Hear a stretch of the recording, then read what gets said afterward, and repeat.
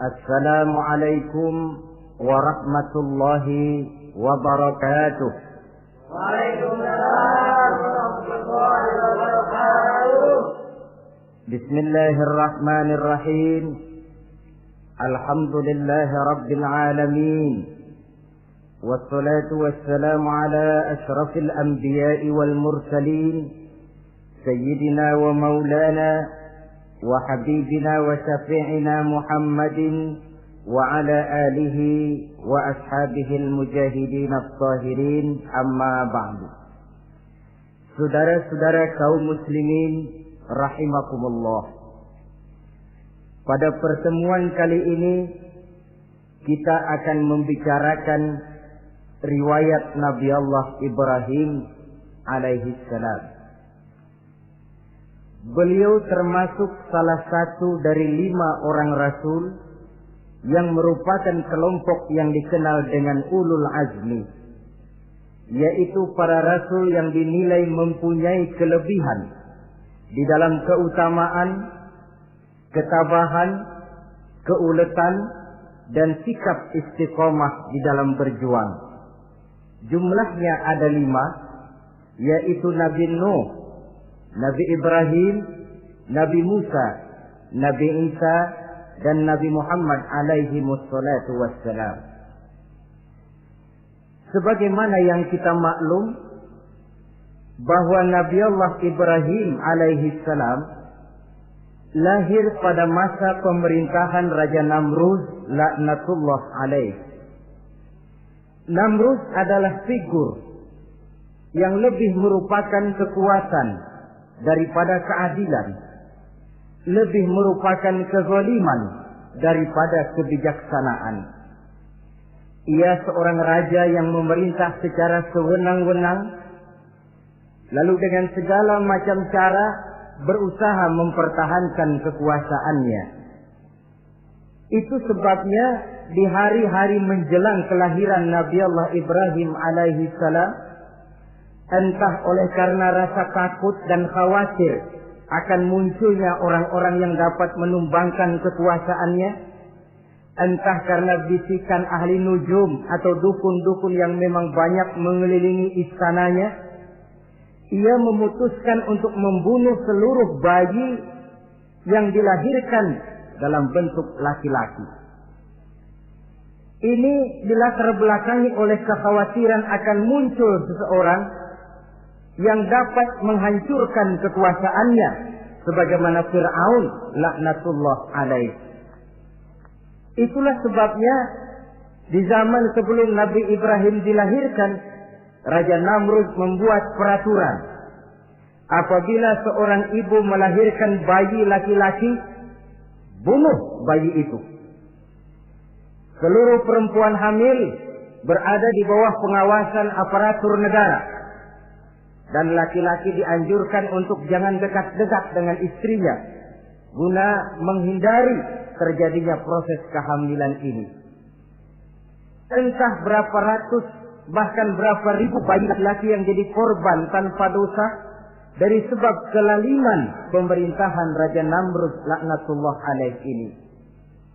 Kita teringat kepada satu hadis di mana Rasulullah sallallahu alaihi wasallam pernah bersabda, Ya'ti 'alan nasi zamanun ru'asa'uhum kal asad wa wuzara'uhum kal zi'ab wa qudatuhum kal kilab wa katsirun nasi yawma idzin kal aghnam.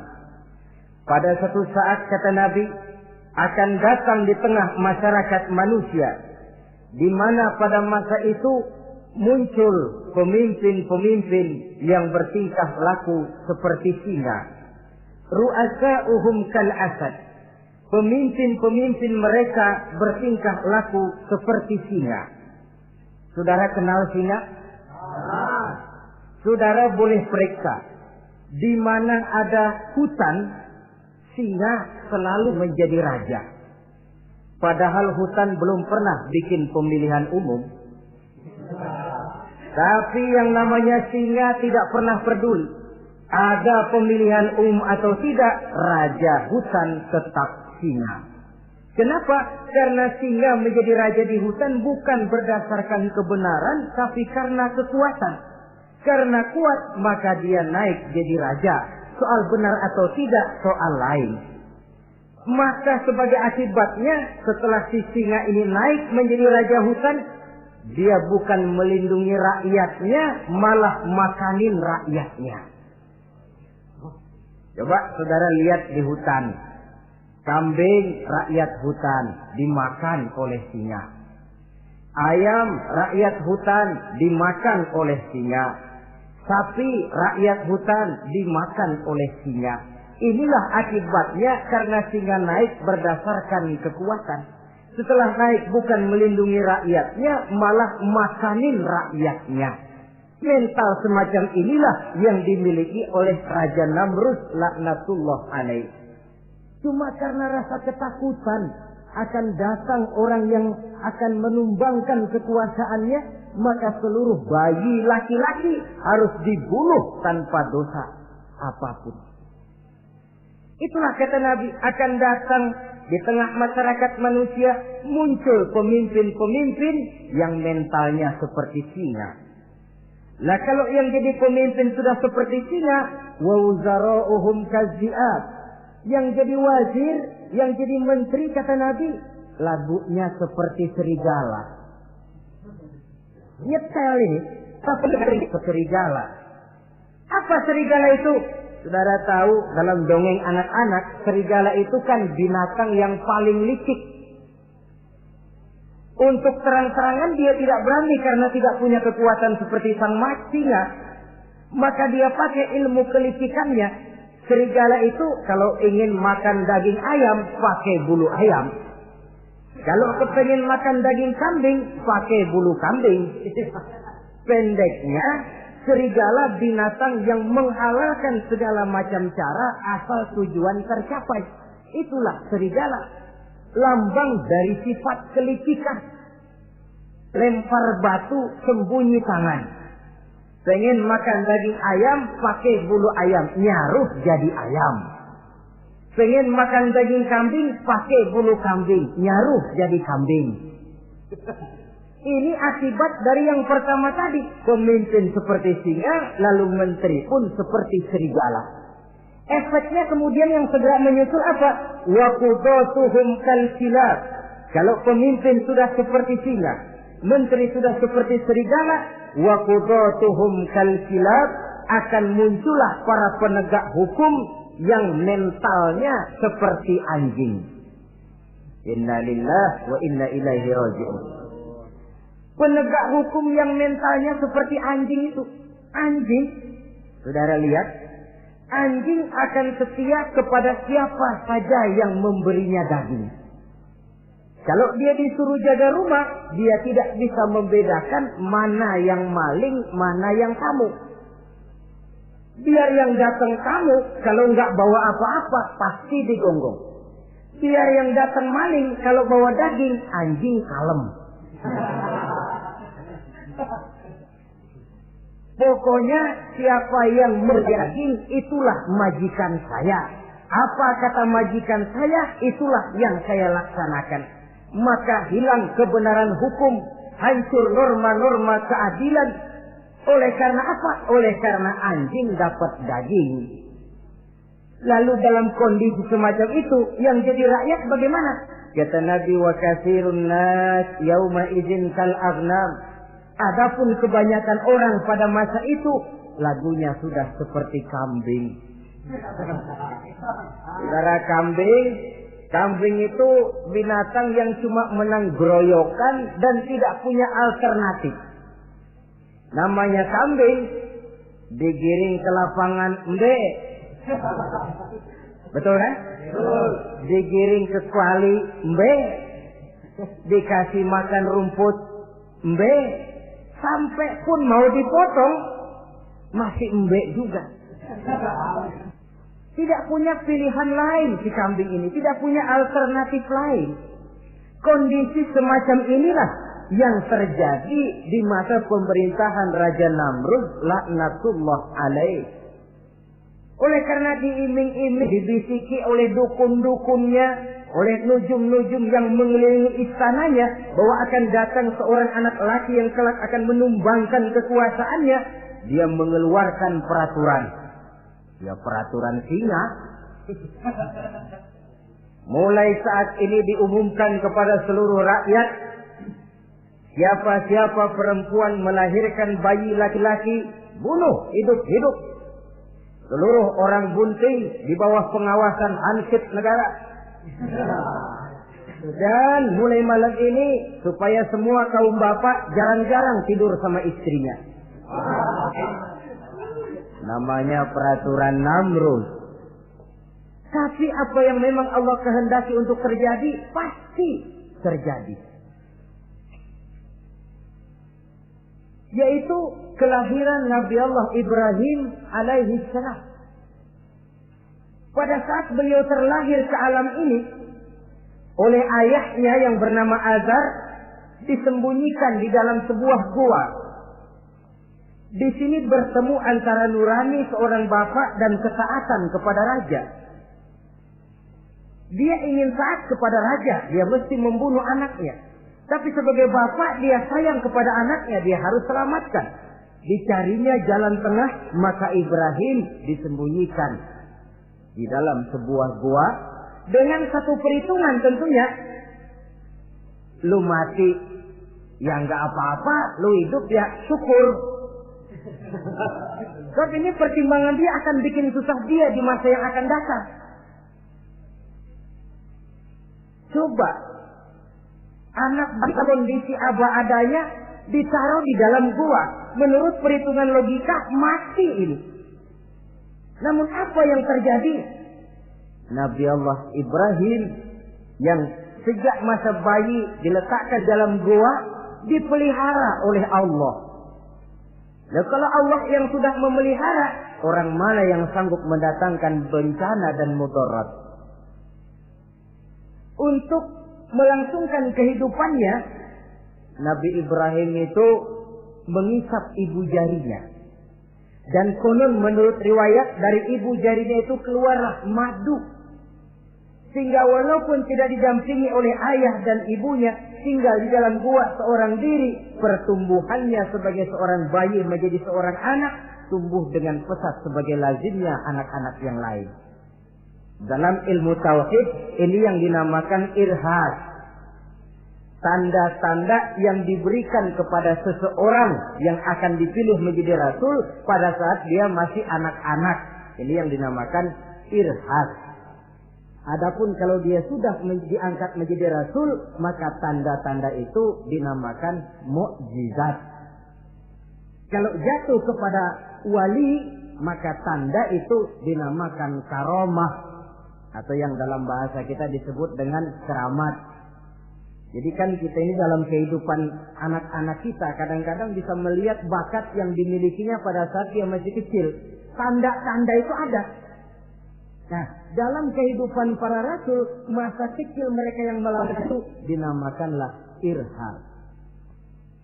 Begitulah Nabi Ibrahim tumbuh dari bayi menjadi anak-anak di dalam gua. Dan ayah ibunya kadangkala menengok dia. Pada saat dia sudah mulai pandai berbicara, dia sudah mulai berpikir. Dan pola berpikir yang pertama, satu hari dia tanya bapaknya, "Papi," kalau bahasa sekarang, "ini yang bikin alam ini sebenarnya siapa? Yang bikin saya siapa? Yang menyebabkan saya ada siapa?" "Ya kami, ibu bapakmu," kata ayahnya. "Oh begitu." "Lalu yang bikin ibu bapak siapa?" "Ya nenekmu. Gara-gara dia saya ada, gara-gara saya kamu ada." "Lalu yang bikin kakek dan nenek siapa?" "Ya buyutmu." "Lalu yang bikin buyut siapa?" "Ya bapaknya buyut." "Yang bikin bapaknya buyut?" "Ya kakeknya buyut." Kalau gitu nggak pernah selesai dong. Tentu akan ada pencipta pertama. Siapa pencipta pertama itu? "Bapaknya buntu." "Lu jangan usil dah." Temen-temen lu juga nggak pernah nanyain urusan kayak begini. Saya nggak puas, Pak. Begini sekarang, saya mau tanya. Ini kaum kita nyembah apa? Nyembah berhala. Nah, yang bikin berhala itu siapa? Saya, bapakmu, Azhar. Kaum kita menyembah berhala. Ini bapak. Kenapa nggak nyembah bapak aja kok tanggung-tanggung? Jawaban ayahnya tidak membuat ia jadi puas. Terus merenung siapa gerangan pencipta pertama, siapa gerangan yang patut disembah dengan sebenarnya, siapa gerangan pencipta alam semesta ini. Bila malam datang, dia melihat bintang gemintang bertabur menghias cakrawala, dia berkata, ini yang patut dianggap Tuhan, tinggi, terang, benderang. Tapi manakala besok pagi bintang tenggelam, dia pun bilang, la uhibbul afilin. Saya tidak suka kepada yang tenggelam. Masa Tuhan tenggelam?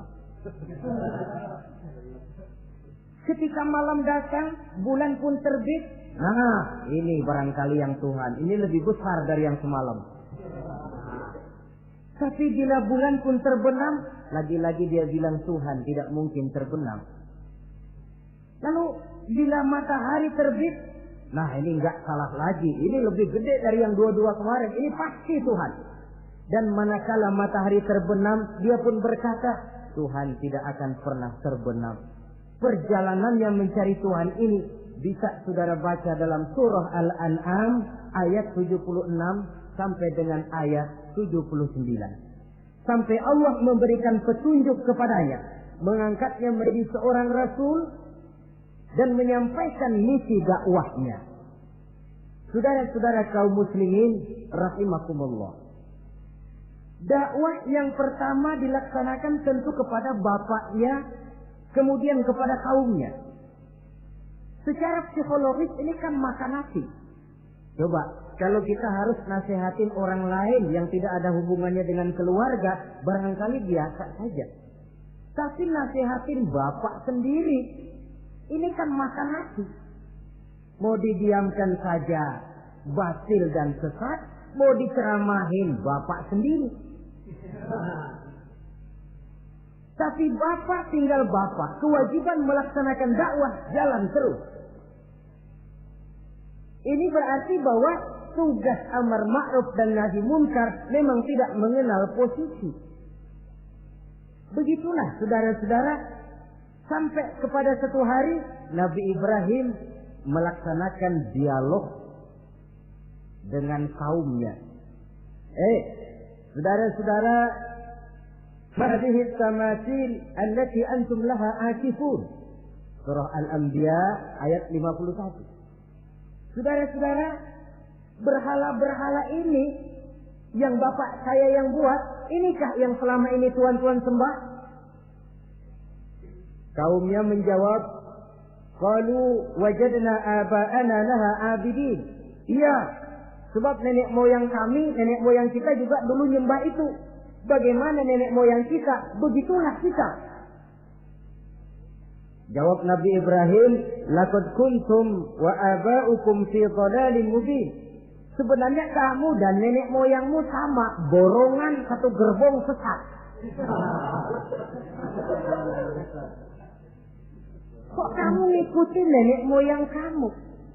Mereka enggak berpikir, kamu enggak ikut berpikir. Mereka sesat, kamu ikut sesat. Kamu sudah hidup di satu zaman yang maju sekarang ini. Kenapa mau kembali ke zaman nenek moyang dulu?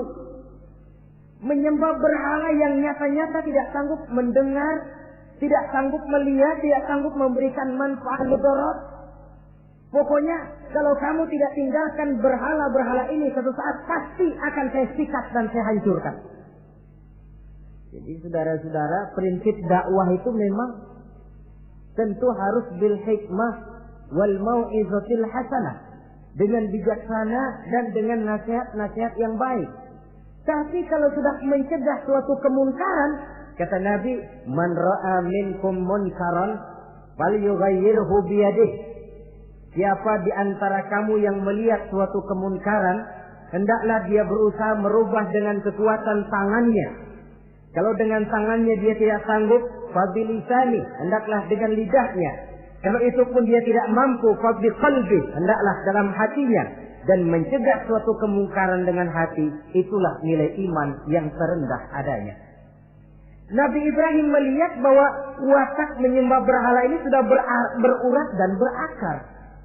Kenapa? Mereka mengembalikan itu kepada kebiasaan dan tradisi nenek moyang. Sama juga di zaman kita sekarang ini. Sudah kita menegakkan tauhid, membina sebersih-bersih iman, menegakkan semulus-mulus tauhid.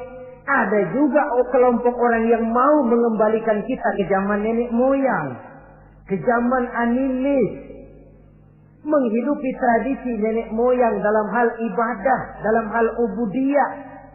Tentu merupakan langkah kemunduran adanya. Dan ini bukan barang baru. Umat Nabi Ibrahim sudah memberikan contoh. Kenapa kami menyembah berhala? Sebab nenek moyang kami menyembah berhala. Nabi Ibrahim jawab gampang aja. Iya loh, borongan, sekerbong, lempeng semua sesat. Kaum muslimin rahimakumullah. Dan bukan cuma kata, dibuktikan oleh Nabi Allah Ibrahim. Begitu Raja Namrud menurut satu riwayat bersama para tentaranya pergi berburu, Nabi Ibrahim ngintip-ngintip. Begitu Namrud keluar, beliau masuk. Kalau istilah kita, ke tempat Namrud ibadah, ke masjidnya dah. Di mana di situ tersimpan seluruh berhala yang mereka sembah, dari yang paling gede sampai yang paling kecil. Nabi Ibrahim masuk bawa kampak. Seluruh berhala-berhala yang ada di tempat itu habis dikampakin, hancur berantakan. Kecuali berhala yang paling gede, itu ditinggalin, nggak diapa-apain, dan kampaknya ditaruh di tangan berhala yang paling gede. Memang kebetulan tangannya lagi teracung begini, digantungkan kampak di situ. Nabi Ibrahim keluar. Adapun Namrud, ketika dia pulang dari perburuannya, mau melaksanakan ibadah, bukan main terkejutnya melihat Tuhannya berantakan.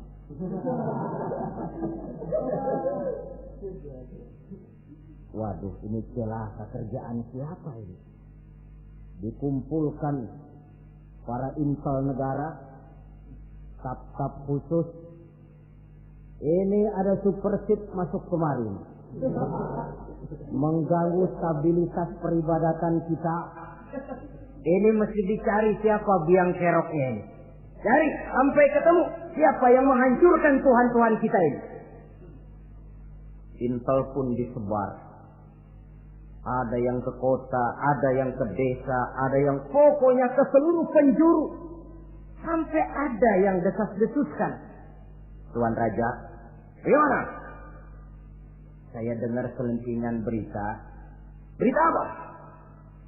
Pada waktu Tuan Raja pergi berburu, seorang anak muda bernama Ibrahim masuk ke tempat ibadah kita.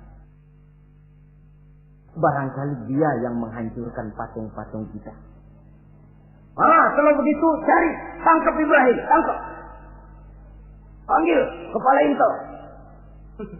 Dipanggil. Kamu cari orang namanya Ibrahim, tangkap. Kok ditangkap? Tangkap. Sebab menurut berita dia yang menghancurkan berhala-berhala kita. Ya tapi kan belum ada buktinya, Pak. Soal bukti gampang, belakangan, yang penting tangkap aja dulu.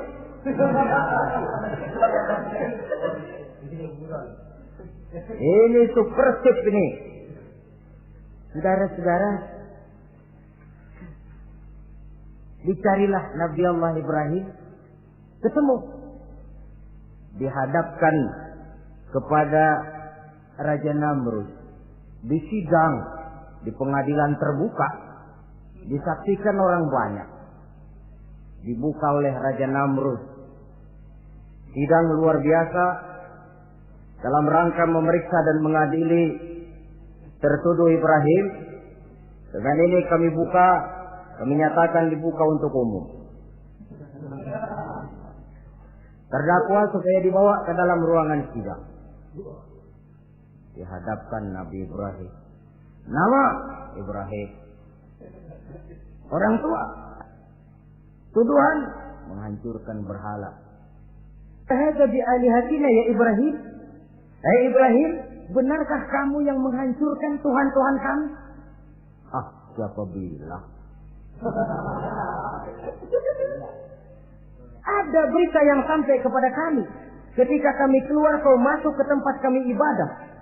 Ngaku aja dan ngaku. Daripada urusan jadi panjang, mendingan ngaku aja dah.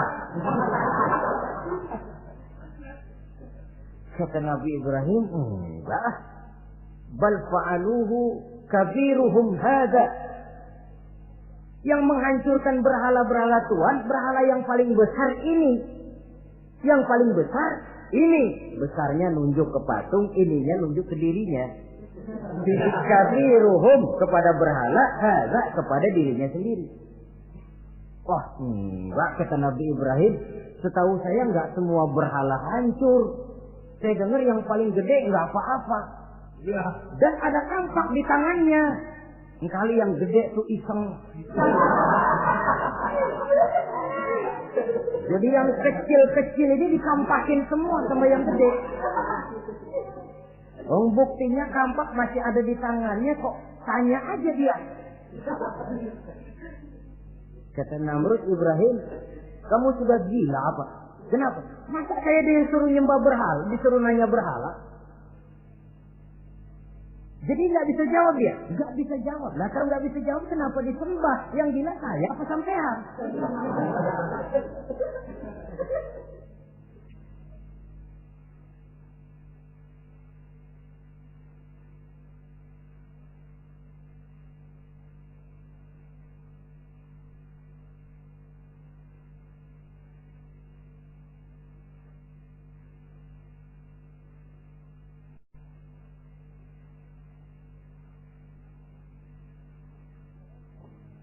Merasa tidak sanggup menghadapi argumentasi yang diajukan oleh Nabi Allah Ibrahim, Namrud salap. Dalam kesalapannya itulah ia menjatuhkan vonis bahwa Nabi Allah Ibrahim dihukum bakar hidup-hidup. Pada hari yang ditentukan, dikumpulkanlah kayu bakar sebanyak-banyaknya, sehingga merupakan timbunan besar yang menyerupai sebuah bukit kecil. Apabila segalanya telah siap, kayu bakar itu pun disulut orang, dan api mulai menjilat ke sana kemari, makin lama makin besar, makin lama makin besar, sehingga tentara Namrud bingung. Ini Ibrahim bagaimana ngebakarnya? Kalau kita anterin ke api, kitanya ikut angus, dilemparin gak mungkin sampai. Lalu mereka menemukan akal, dibuat semacam lentingan busur panah. Kalau istilah kita di kampung kayak selepetan begitu. Sehingga Nabi Ibrahim dilemparkan dan tepat jatuh di tengah kobaran api yang menggunung. Namrud tentu saja memandang dengan perasaan puas. Segenap konco-konco dan antek-anteknya melihat dengan hati yang lega. Dan semuanya merasa hancur sudah biang kerok yang selama ini menjadi racun dan duri dalam kehidupan kita. Tapi rupanya yang mereka mau lain dengan yang Allah mau.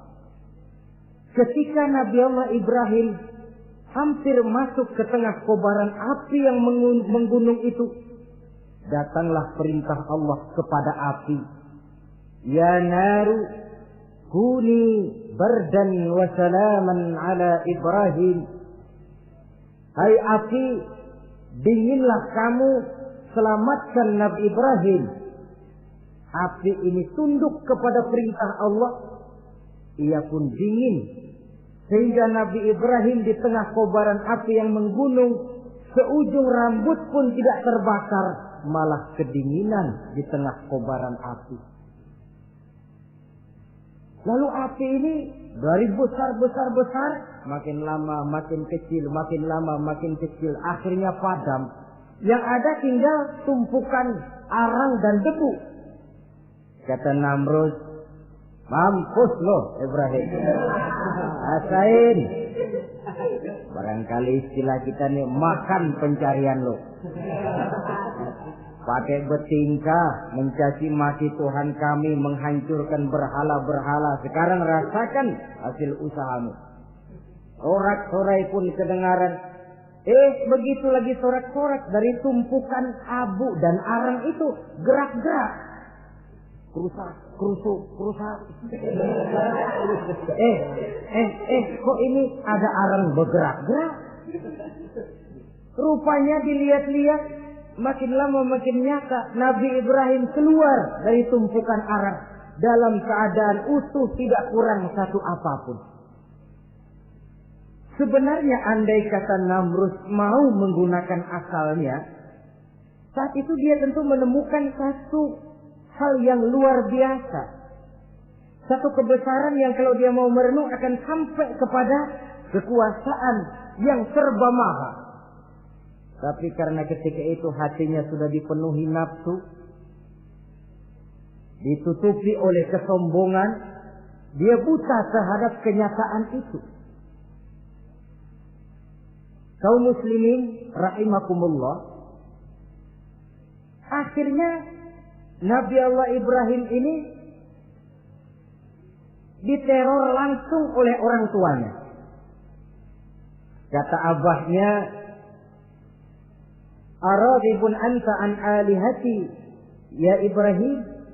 Ibrahim, kau benar-benar tidak senang kepada Tuhan-Tuhan kami, berhala-berhala ini? La in lam tantahi la arjumannaka wahjurni maliya." Kalau engkau tidak berhenti, hai Ibrahim, tidak berhenti memperkenalkan Tuhan seru sekalian alam, tidak berhenti mencela dan mencaci bahkan menghancurkan berhala-berhala kami, la arjumannaka, akan kami rajam kamu. Iya, kalau raja yang ngancam begini, orang tua beliau sendiri ngancam begini. Itulah tantangan dakwah, saudara-saudara. Kita melaksanakan dakwah ini tempo-tempo berhadapan dengan penguasa yang mentalnya macam Namrud. Tempo-tempo berhadapan dengan orang kaya yang pelitnya macam Qarun. Tempo-tempo berhadapan dengan orang tua yang mentalnya macam Azar. Orang tua yang kaku, yang tidak mau terbuka terhadap kenyataan. Istilah di kampung kita, orang tua yang laceng. Tahu laceng? Udah salah kenceng. Sulit benar menerima pembaruan yang membawa umat kepada masalah-masalah yang memang nyata lebih baik dia.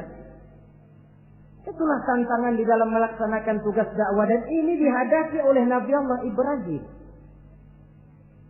Ayahnya terakhir memberikan tekanan, kalau kau tetap melaksanakan misimu, tidak engkau mau berhenti dari tugas dakwah ini, awas Ibrahim, la arjumannaka, akan aku rajam, akan kami lontari kau dengan batu, wahjurni maliya, pergi kamu dari sini. Ya Allah, diputuskan hubungan. Kalau memang engkau berkeras dengan tugas dakwahmu, persilakan Ibrahim, keluar, pergi saja dari sini. Diusir oleh orang tuanya sendiri. Inilah hidayah, saudara-saudara. Oleh sebab itu, tugas utama kita kaum muslimin sebenarnya bukan mengislamkan orang, tapi menyampaikan Islam. Tugas kita ialah menyampaikan Islam, bukan mengislamkan orang. Sebab orang mau Islam atau tidak, itu urusan hidayah dari Allah. Jangankan kita, Nabi Ibrahim tidak sanggup mentauhidkan ayahnya Azar. Nabi Nuh tidak bisa mengislamkan putranya Kan'an. Bahkan Nabi kita Muhammad sallallahu alaihi wasallam pun tidak bisa memberikan hidayah kepada Abu Jahal dan Abu Lahab. paman Nabi, orang tua Nabi, anak Nabi, istri Nabi sekalipun, hidayah tidak diberikan kepada mereka, mereka tidak terpanggil mengikuti kebenaran. Kalau sudah kenyataan ini yang kita temui, kembalilah kepada konsep Quran. Allahumma inni qad ballaghtu, wahai Allah, seruanmu sudah saya sampaikan, dakwahmu sudah saya canangkan, ajakan kepada tauhid sudah saya sampaikan. Allahumma inni qad ballaghtu, sudah saya sampaikan ya Allah. Perkara mereka tidak mau ikut, itu karena semata-mata hidayah berada di tanganmu ya Allah. Kalau kemarin landasan dakwah kita, insya Allah tugas dakwah kita berkelangsungan. Kalau tidak, makan hati. Kita pikirin, ya orang gua ajak benar-benar nggak mau, ya dipikirin.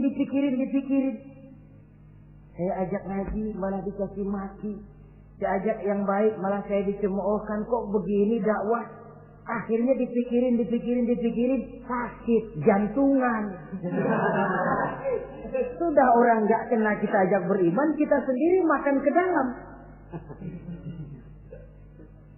Itulah Quran meletakkan konsepsi dasar, sampaikan dakwah dengan baik, bil hikmah wal mau'izatil hasanah wajadilhum billati hiya ahsan. Kalau ternyata metode sudah baik tapi orang tidak juga mau beriman, tanamkan dalam hati, Allahumma inni qad ballaghtu. Ya Allah, tugas saya cuma sekedar menyampaikan. Perkara mereka tidak mau, saya sudah menyampaikan ya Allah, terserah hidayahmu. Kelapangan jiwa akan kita temui di sana. Entah berhadapan dengan penguasa yang punya mental kayak Namrud, bertingkah laku sewenang-wenang, aji mumpung, mentang-mentang kuasa lalu saenake dhewe,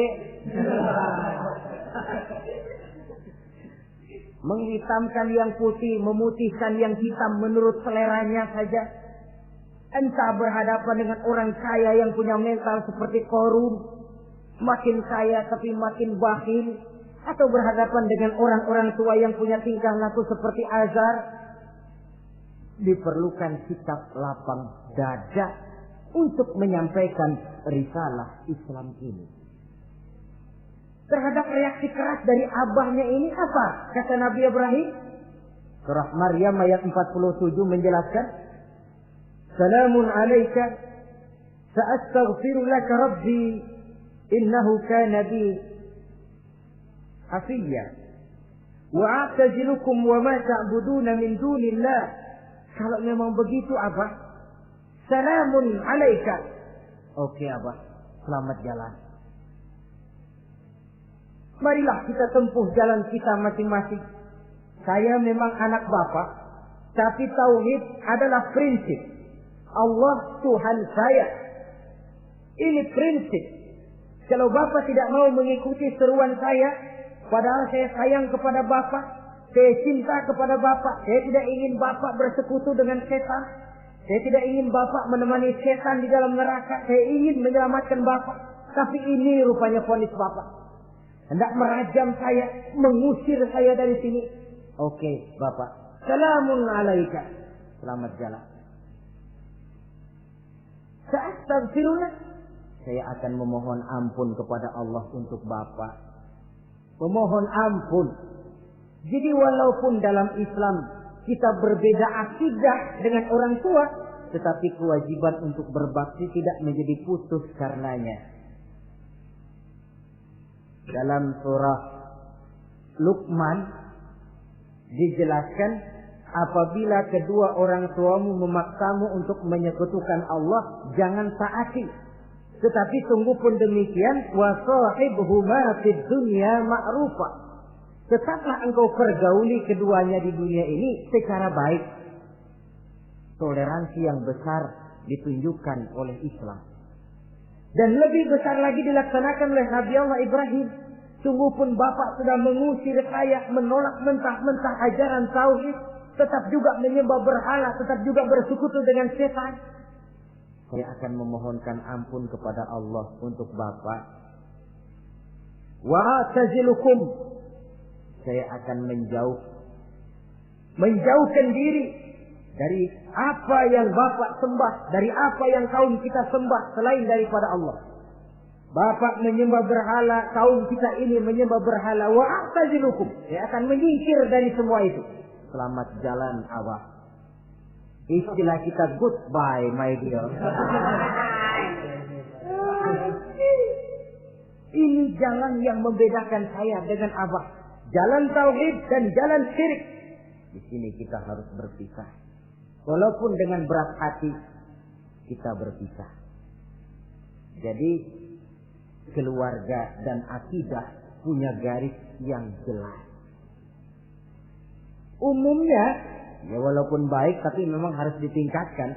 Umumnya kita ini kan mayoritas merasa sebagai muslim karena keturunan. Kenapa kamu Islam? Bapak saya Islam, nenek saya Islam, saya Islam. Baiklah, itu pun baik. Pada mulanya memang harus begitu. Tapi lambat laun kita tentu harus merasakan bahwa keberadaan kita dalam Islam tidak cukup cuma karena faktor keturunan. Dengan kata lain kita harus memperbaiki kualitas keislaman kita. Inilah proyek utama kita sekarang, mengislamkan orang Islam. Saudara-saudara kaum muslimin rahimakumullah. Maka Nabi Ibrahim pun meninggalkan orang tuanya, meninggalkan kaumnya, uzlah, hijrah ke tempat Baitul Maqdis, daerah di Palestina sekarang ini. Sejarah kehidupan Rasul umumnya memiliki kemiripan.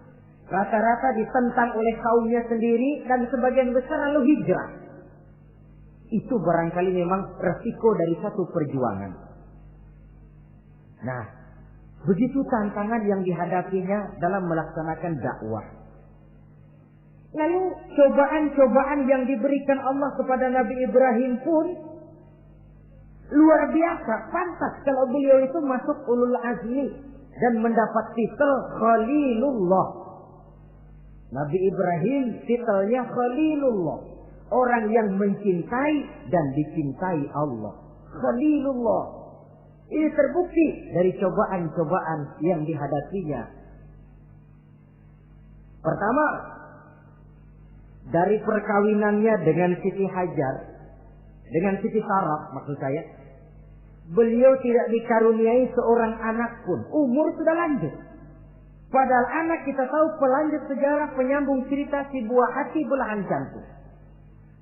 Sampai pada satu hari Hajar musyawarah. Kalau bahasa kita, Bang, bagaimana Hajar? Lama juga kita sudah berumah tangga kan Bang? Lalu, dan kita sejauh ini belum dikaruniai seorang anak pun. Ya sabarlah. Pada waktunya tentu akan ada juga. Tapi kapan lagi Bang? Usia kita sudah cukup lanjut. Maksud kamu bagaimana Hajar? Begini sajalah Bang. Bagaimana kalau abang kawin saja lagi? Ya Allah, punya istri macam begini. Menyuruh lakinya kawin lagi. Tapi dasar Nabi Allah Ibrahim, enggak mau saya kan cinta sama Hajar. Iya, soal cinta saya tahu. Dan saya tidak meragukan cinta abang kepada saya. Cuma masalahnya saya nggak bisa memberikan keturunan Bang. Bukan nggak bisa, belum. Sudahlah, kawin saja lagi Bang. Nggak mau nggak mau. Istrinya nyuruh kawin, lakinya ogah-ogahan. Sekarang kan enggak, istrinya larang kawin, suaminya malah ngirintil.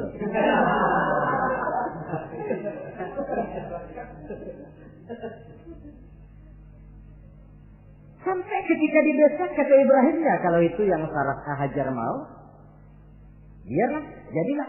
Saya mau kawin lagi dengan syarat kau yang mencarikan istri untuk saya itu.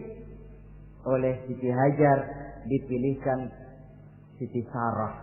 Kawinlah Nabi Ibrahim dengan Sarah. Dari Sarah ini beliau dikaruniai seorang putra bernama Ismail alaihi salam. Nah, cobaan datang untuk menguji Khalilullah ini. Hai Ibrahim, kau cinta kepadaku, kata Allah, seolah-olah. Setelah kau punya anak, masuk rasa cinta anak ke dalam hatimu. Allah mau buktikan mana cintamu yang lebih besar, kepada anakmu atau kepada aku, kata Allah. Maka turun perintah untuk menyembelih anaknya sendiri. Satu riwayat menceritakan bahwa latar belakang perintah menyembelih anak ini sebenarnya gara-gara Nabi Ibrahim juga ketelepasan ngomong. Beliau pernah menyembelih 300 ekor onta dan 1000 ekor kambing. Dagingnya dibagikan kepada fakir miskin. Dilaksanakan penyembelihan itu untuk mendekatkan diri kepada Allah. Dekat. Tidak cuma manusia, malaikat kagum. Dipuji Nabi Ibrahim. Bukan main Ibrahim. Kaya, berani. Ya kalau miskin berani, nekat kali. Ini kaya, berani. Menyembelih 300 unta, 1000 kambing, dagingnya disedekahkan kepada fakir miskin. Luar biasa Ibrahim. Ketika dipuji orang banyak itulah beliau timbul sifat manusianya. Apa kata beliau? Saya mah jangankan kambing sama unta, anak juga kalau saya punya disuruh potong, saya potong untuk mendekatkan diri kepada Allah. Kenapa ketelepasan ngomong begitu? Sebab waktu itu belum punya anak. Ngomongnya enak. Sama juga kita, goma kalau punya motor, siapa juga ketemu di jalanan, gue boncengin. Lagi belum punya. Kalau udah punya, lain gayanya. Itu biasa itu, omongan orang belum kaya emang begitu.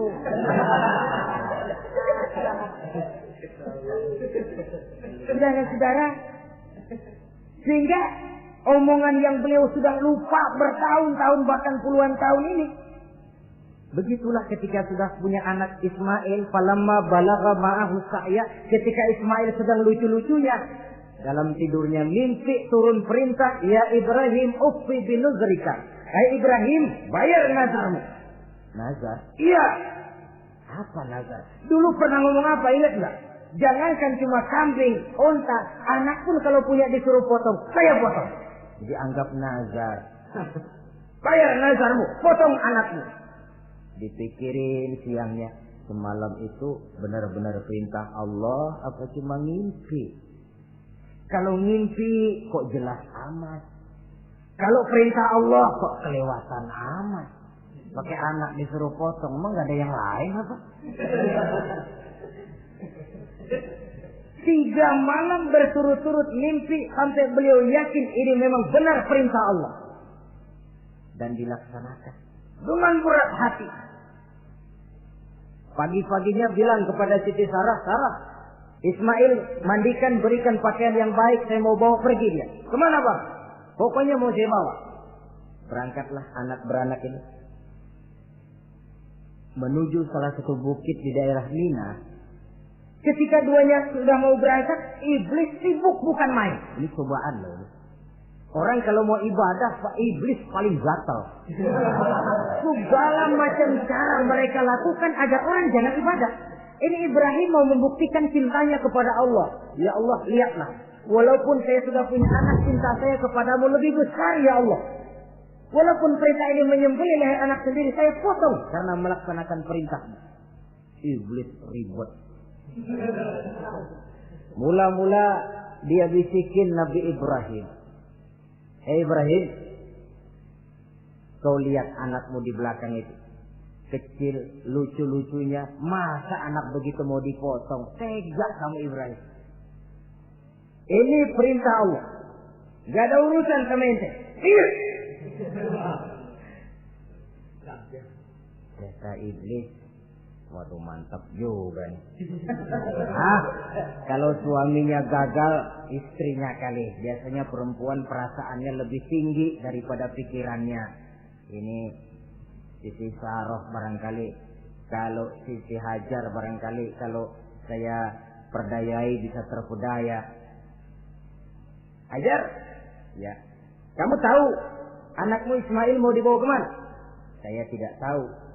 Mau dipotong oleh suamimu Ibrahim. Mau dipotong. Dipotong. Kok bisa begitu? Iya, katanya ini perintah Allah. Iblis, Kalau memang ini perintah Allah, jangankan cuma anak saya Ismail, saya juga ibunya mau ikut dipotong. Wah, kata iblis nih gilaan lagi dari laki. Saya kira karena perempuan bisa barangkali dilemahkan semangatnya, ya saya tidak. Ismail nih masih kecil kali ini, gampang dikelecehin. Ismail, kau mau dipotong oleh ayahmu? Dipotong. Kok bisa begitu? Katanya perintah Allah. Kalau memang ini perintah Allah, saya siap.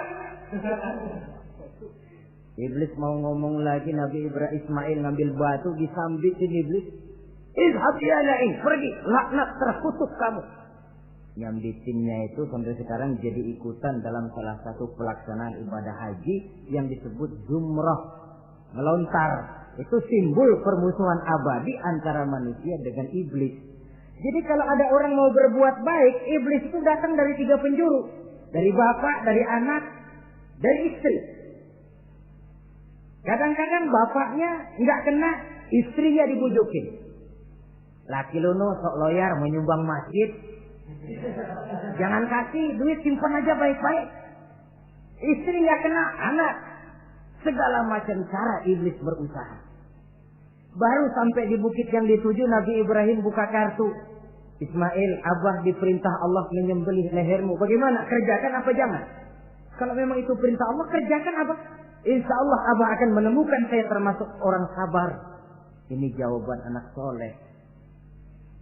Coba kalau jawaban anak pintar nggak soleh, bukan begitu. Ismail, saya disuruh motong lehermu, bagaimana? Kenapa saya pak? Bapak aja yang tuaan potong.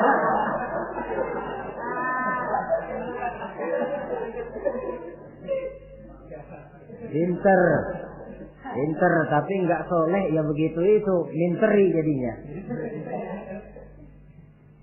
Saudara-saudara, sampai Nabi Ismail diganti oleh Allah dengan seekor kambing kibas.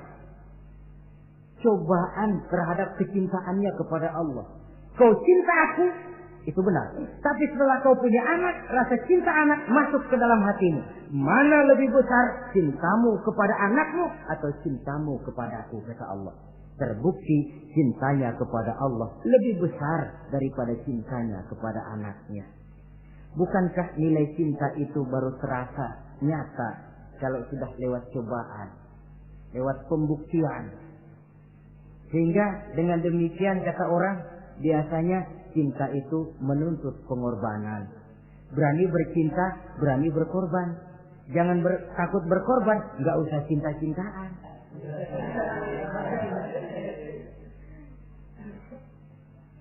Saudara-saudara, sebab kalau orang sudah berbuat untuk sesuatu yang dicintainya, sangat boleh jadi si lemah akan jadi kuat, yang jauh jadi terasa dekat, yang takut jadi berani. Kalau orang sudah melakukan sesuatu untuk yang dicintainya.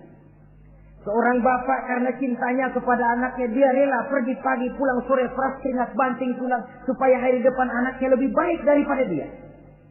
Seorang suami yang cinta kepada istrinya, tidak soal dia kepanasan dan kehujanan, mencari yang sulit-sulit yang diinginkan oleh istrinya. Contoh paling dekat saja, kalau istrinya sedang mengidam, biar tengah malam buta minta mangga dan gak musim mangga, rusak-rusak suaminya cari mangga. Cinta memang membuat yang jauh jadi terasa dekat. Lalu cobaan lain ketika turun perintah melaksanakan khitan. Umur beliau menurut riwayat Abi Daud sudah umur 80 tahun. Di zaman belum ada pisau cukur, silet, gunting, kulit sudah alot. Tapi ini perintah Allah, laksanakan. Resiko belakangan. Nabi Ibrahim pandai memilah mana kepentingan pribadi, mana perintah Allah. Nah, perkara beliau nanti pindah ke Mekah, membangun Ka'bah sampai kepada hari tuanya, ini berkaitan dengan Nabi Allah Ismail, dan akan kita bicarakan pada pertemuan di mana kita nantinya akan membicarakan riwayat Nabi Ismail alaihi salam. Untuk riwayat Nabi Ibrahim, walaupun serba singkat, hingga ini sajalah dahulu, dan mudah-mudahan menjadi tamsil, ibarat dan contoh yang bisa kita jadikan pegangan di dalam kehidupan kita sehari-hari. Terima kasih banyak atas segala perhatian. Mohon maaf atas segala kekurangan. Usikum wa nafsi bitaqwallah. Wassalamualaikum warahmatullahi wabarakatuh. Waalaikumsalam.